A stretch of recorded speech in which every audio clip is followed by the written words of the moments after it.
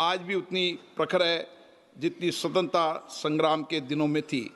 अतः मैं माननीय प्रधानमंत्री जी से अनुरोध करता हूं कि वह इस विषय पर अपने विचार सदन को साझा करें।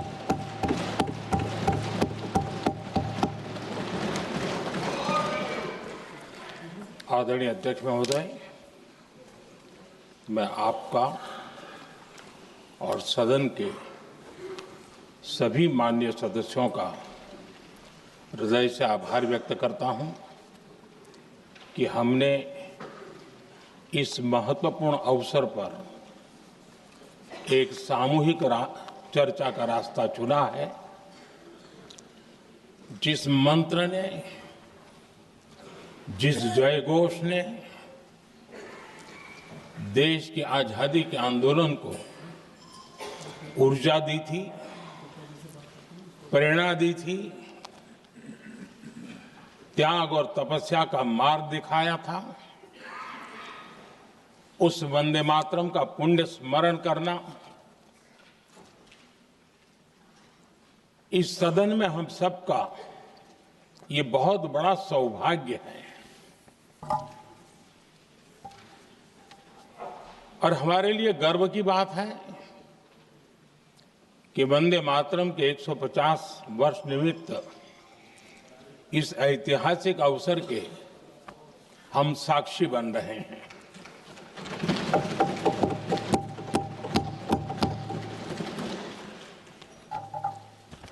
एक ऐसा कालखंड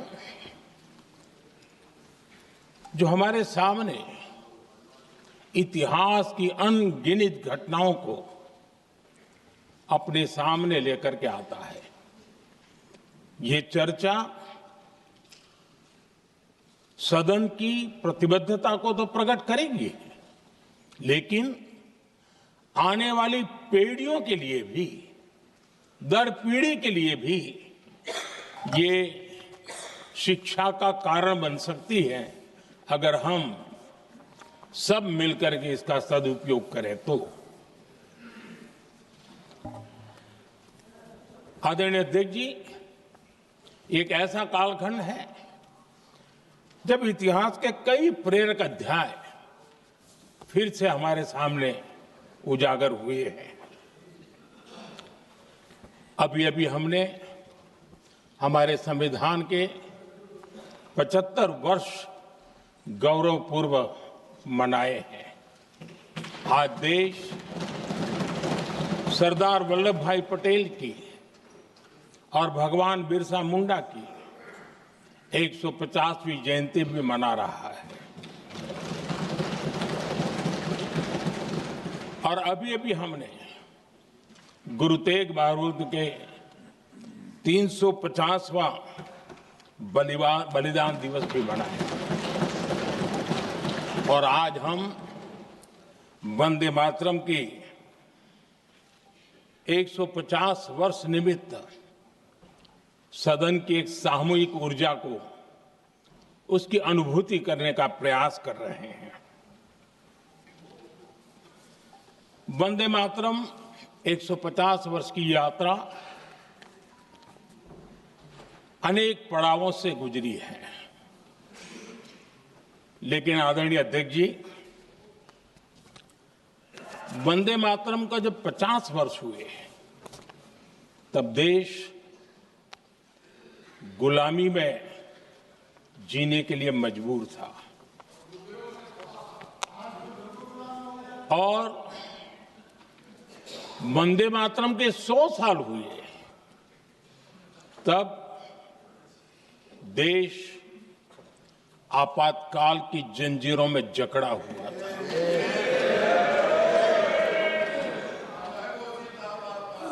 जब वंदे मातरम 100 साल के अत्यंत उत्तम पर्व था, तब भारत के संविधान का गला घोंट दिया गया था। जब वंदे मातरम 100 साल का हुआ, तब देशभक्ति के लिए जीने मरने वाले लोगों को जेल के सलाखों के पीछे बंद कर दिया गया था। जिस वंदे मातरम के गीत ने देश को आजादी की ऊर्जा दी थी, उसके जब 100 साल हुए तो दुर्भाग्य से एक काला कालखंड हमारे इतिहास में उजागर हो गया। हम लोकतंत्र के गिरोह में थे।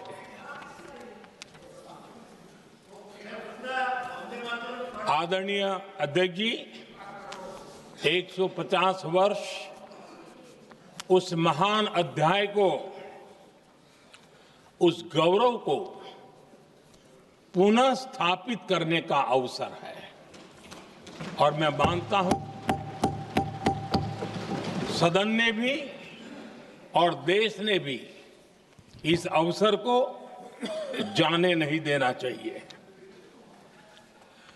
यही वंदे मातरम है जिसने 1947 में देश को आजादी दिलाई।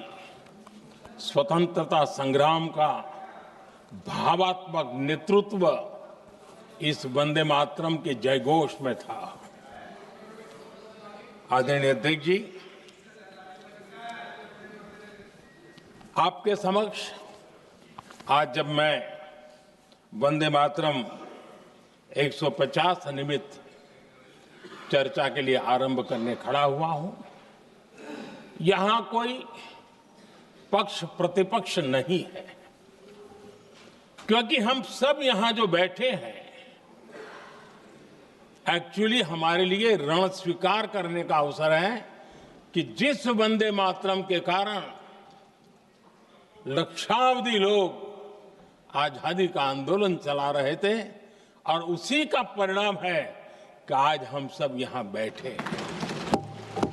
और इसलिए हम सभी सांसदों के लिए, हम सभी जनप्रतिनिधियों के लिए वंदे मातरम के रण स्वीकार करने का ये पावन पर्व है।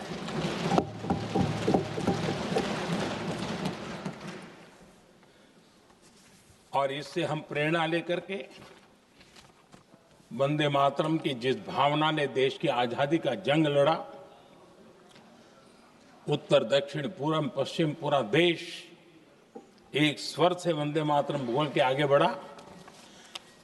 फिर से एक बार अवसर है, आओ हम सब मिल के चले, देश को साथ लेके चले।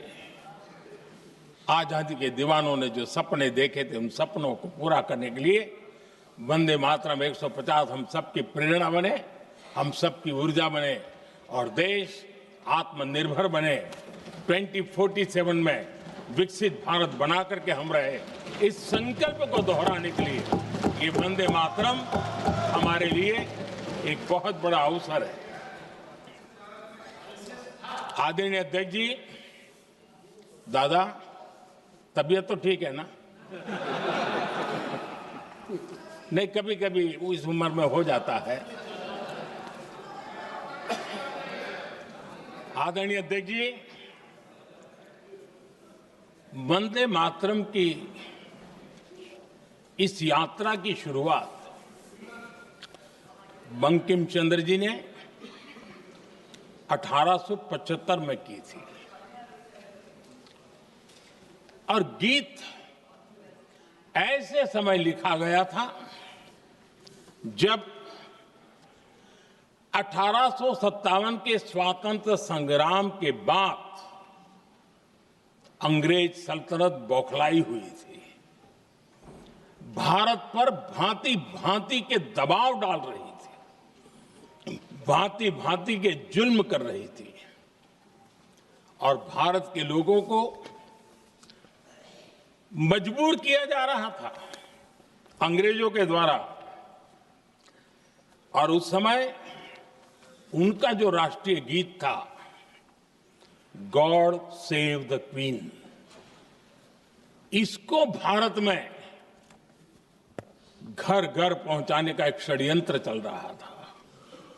ऐसे समय बंकिम दा ने चुनौती दी और ईंट का जवाब पत्थर से दिया और उसमें से वंदे मातरम का जन्म हुआ।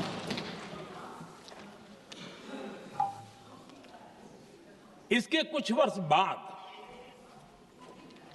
1882 में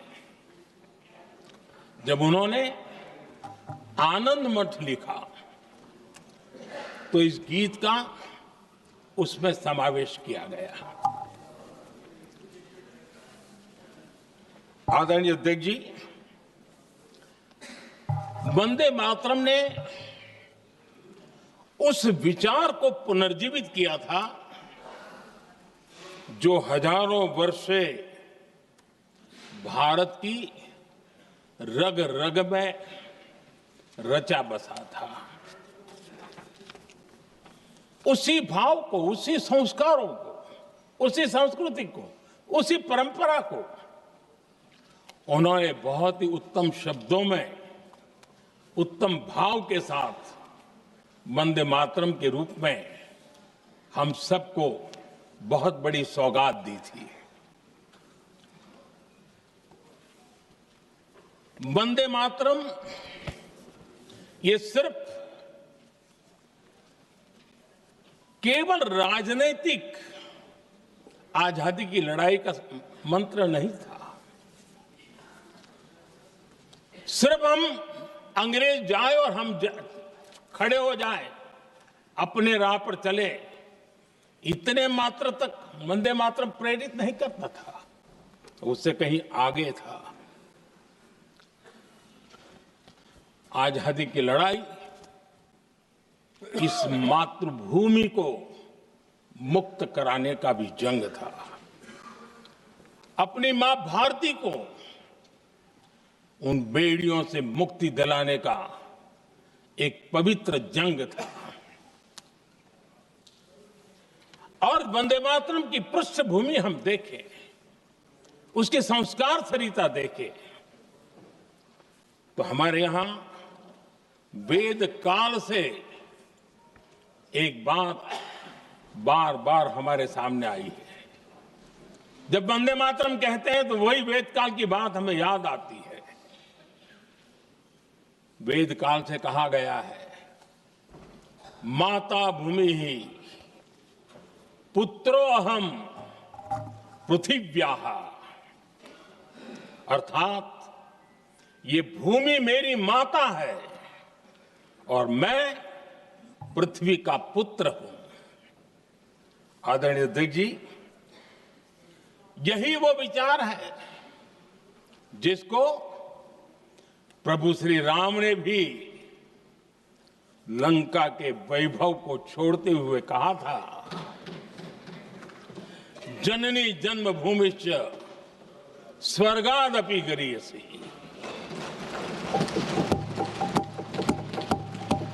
वंदे मातरम यही महान सांस्कृतिक परंपरा का एक आधुनिक अवतार है।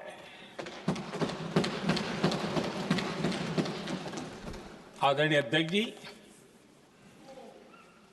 बंकिम दा ने जब वंदे मातरम की रचना की तो स्वाभाविक ही वो स्वतंत्रता आंदोलन का स्वर बन गया।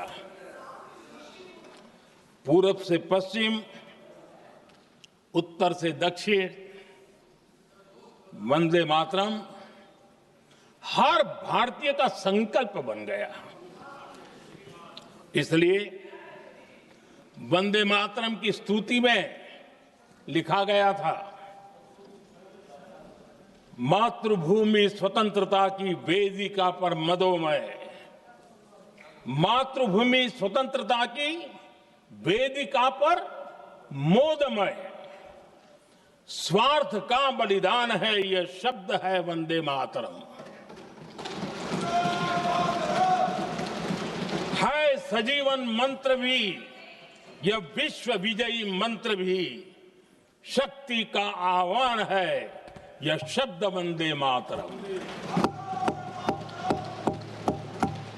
उष्ण शोणित से लिखो, वक्षस्थली को चीरकर, वीर का अभिमान है यह शब्द वंदे मातरम। आदरणीय अध्यक्ष जी, कुछ दिन पूर्व जब वंदे मातरम 150 का आरंभ हो रहा था तो मैंने उस आयोजन में कहा था, वंदे मातरम हजारों वर्ष की सांस्कृतिक ऊर्जा भी थी, उसमें आजादी का जज्बा भी था और आजाद भारत का विजन भी था। अंग्रेजों के उस दौर में एक फैशन हो गई थी भारत को कमजोर, निकम्मा, आलसी, कर्महीन, इस प्रकार भारत को जितना नीचा दिखा सके ऐसी एक फैशन बन गई थी। और उसमें हमारे यहां भी जिन्होंने तैयार किए थे वो लोग भी वही भाषा बोलते थे। तब बंकिम दा ने उस हीन भावना को भी झकझोरने के लिए और सामर्थ्य का परिचय कराने के लिए वंदे मातरम के भारत के सामर्थ्यशाली स्वरूप को प्रकट करते हुए आपने लिखा था, तम ही दुर्गा दश प्रहरण धारिणी कमला कमल दल विहारिणी वाणी विद्या दायिनी नमामि त्वाम नमामि कमलाम अमलाम अतुलाम सुजलाम सुफलाम मातरम वंदे मातरम। अर्थात भारत माता ज्ञान और समृद्धि की देवी भी है और दुश्मनों के सामने अस्त्र शस्त्र धारण करने वाली चंडी भी है। अध्यक्ष जी, ये शब्द, ये भाव, ये प्रेरणा गुलामी की हताशा में हम भारतीयों को हौसला देने वाले थे। इन वाक्यों ने तब करोड़ों देशवासियों को यह एहसास कराया कि लड़ाई किसी जमीन के टुकड़े के लिए नहीं है, ये लड़ाई सिर्फ सत्ता के सिंहासन को कब्जा करने के लिए नहीं है, ये गुलामी की बेड़ियों को मुक्त कर हजारों साल की महान जो परंपराएं थी, महान संस्कृति, जो गौरवपूर्ण इतिहास था, उसको फिर से पुनर्जन्म कराने का संकल्प इसमें था।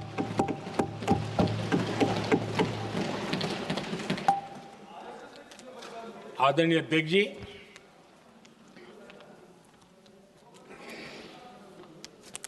वंदे मातरम, इसका जो जन जन से जुड़ाव था, ये हमारे स्वतंत्र संग्राम की एक लंबी गाथा अभिव्यक्त होती है। आदरणीय अध्यक्ष जी, जब भी जैसे किसी नदी की चर्चा होती है, चाहे सिंधु हो, सरस्वती हो, कावेरी हो, गोदावरी हो, गंगा हो, यमुना हो,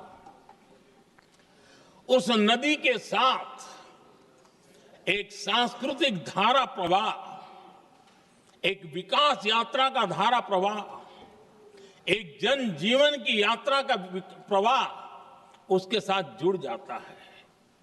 लेकिन क्या कभी किसी ने सोचा है कि आजादी जंग के हर पड़ाव, वो पूरी यात्रा वंदे मातरम की भावनाओं से गुजरता था, उसके तट पर पल्लवित होता था।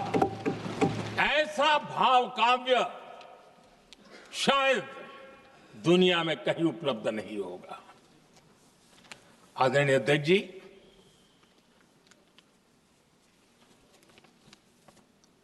अंग्रेज समझ चुके थे कि 1857 के बाद लंबे समय तक भारत में टिकना उनके लिए मुश्किल लग रहा था। और जिस प्रकार से वो अपने सपने लेकर के आए थे, तब उनको लगा कि जब तक भारत को बांटेंगे नहीं, जब तक भारत को टुकड़ों में नहीं बांटेंगे, भारत में ही लोगों को एक दूसरे से लड़ाएंगे नहीं, तब तक यहां राज करना मुश्किल है। और अंग्रेजों ने बांटो और राज करो इस रास्ते को चुना और उन्होंने बंगाल को इसकी प्रयोगशाला बनाया, क्योंकि अंग्रेज भी जानते थे वो एक वक्त था